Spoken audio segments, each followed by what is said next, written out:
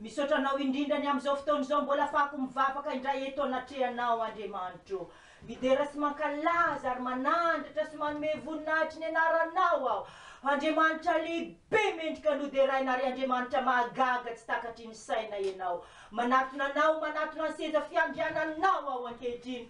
Miankohaka eto anatrehanao mitondra ny fiainako rehetra. Manolotra anao ny fiainako manontolo aho. Atolotro anao ity tenako ity ry Andriamanitra tsara indrindra o. Atolotro anao fanatitra velona. Atolotro anao ny fiainako rehetra anjakanao.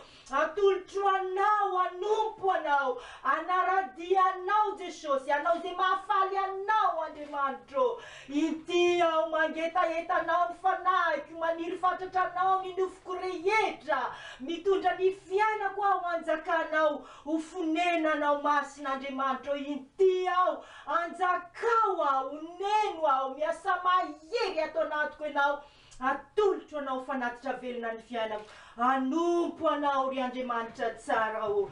Velona ho anao Jesosy Kristy. Anaraka anao, tarianao fanahy masina o. Izany no etaetapoko atsoko eto ianao androany.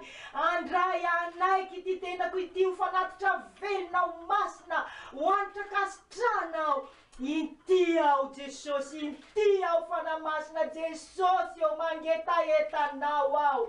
Maniry fatratranao ny fanahiko. Tario aho fanahy masina miasa mahery ato anatiko ianao fanahy masina. Milanao miasa mahery ato anatiko fanahy masina o. Misaotra indrindra. Ty andro anio ity dia androm-pandresena, androm-pahagagana, androm-pahombiazana, androm-pifaliana. Iarako aminao, itarianao aho fanahy masina ho amin'ny lalan'ny fahamarinana, ho amin'ny lalam-pandresena, ho amin'ny lalam-pahombiazana, ho amin'ny fifaliana feno. Halleluja. Amin'ny anaran'i Jesosy Kristy nanaovako izany vavaka izany. Misaotra ny Andriamanitra tsara. Misaotra Jesosy Tompo. Misaotra fanahy masina malalako. Halleluja. Amin'ny anaran'i Jesosy Kristy.